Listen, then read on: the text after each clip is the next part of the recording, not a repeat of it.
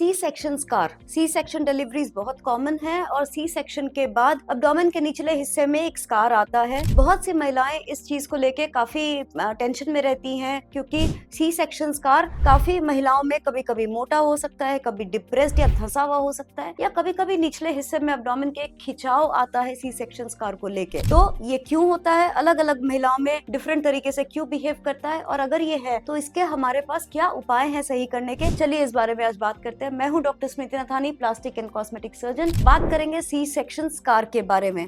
क्यों अलग अलग महिलाओं में सी सेक्शन स्कार अलग अलग तरीके से हील होता है। ये डिपेंड करता है आपकी स्किन के ऊपर, उसके लचीलेपन के ऊपर, आपकी न्यूट्रिशनल स्टेट और हाइड्रेशन कैसी है स्किन की, उसके ऊपर कोलेजन कैसा है। फिर आती है सर्जरी की तकनीक, कि किस तकनीक से वो स्कार किया गया है, स्टिच किया गया है, कोई इन्फेक्शन हुआ हो, कोई कॉम्प्लिकेशन हुआ हो। ये सारे तरीके हैं जिससे कि सी सेक्शन स्कार डिफरेंट हो सकता है। कई बार जेनेटिक्स की वजह से भी स्कार मोटा या थिक या काला दिख सकता है, अलग अलग स्किन टाइप के हिसाब से। क्या करें अगर समझो सी सेक्शन स्कार किसी में मोटा है, that is also called as hypertrophic scar. कभी कभी ये स्कार जेनेटिक्स की वजह से और ज्यादा मोटा और टफ हो जाता है, it is called as keloid. कभी धंसा हो, उसको कहते हैं डिप्रेसिव स्कार्स। क्या हम ठीक कर सकते हैं इन सब स्कार्स को? Yes, very well. महिलाओं में इस चीज को लेके काफी कभी एक मानसिक वो डिप्रेशन भी रहता है कि नहीं, मेरा सी सेक्शन स्कार है, मैं लो वेस्ट कपड़े नहीं पहन सकती। तो करते हैं इसके बारे में बात। अगर आपका सी सेक्शन स्कार देखने में थोड़ा सांवला या काला पड़ गया है या उसमें पिगमेंटेशन है, there are creams which can improve that. अगर क्रीम लगा रहे हैं फिर भी इम्प्रूवमेंट नहीं आ रही, लेजर कर सकते हैं, CO2 लेजर रिसरफेसिंग या फिर पिको लेजर से इसको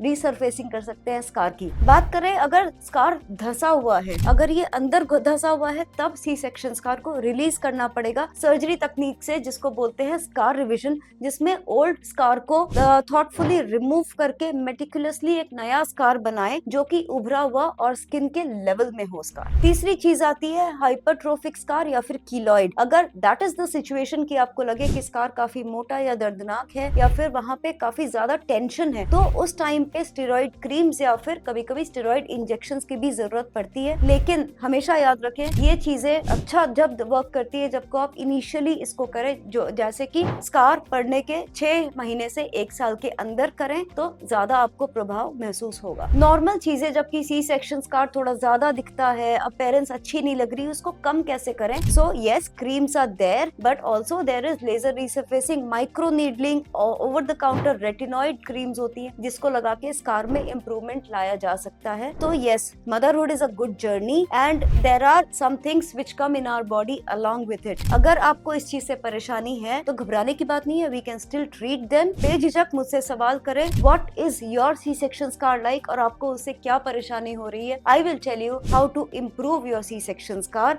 और उससे रिलेटेड कोई भी परेशानी या उससे संबंधित कोई भी अन्य परेशानी हो तो सब्सक्राइब, लाइक और शेयर करना भूले नहीं, और send me your questions, I will come back with your answers.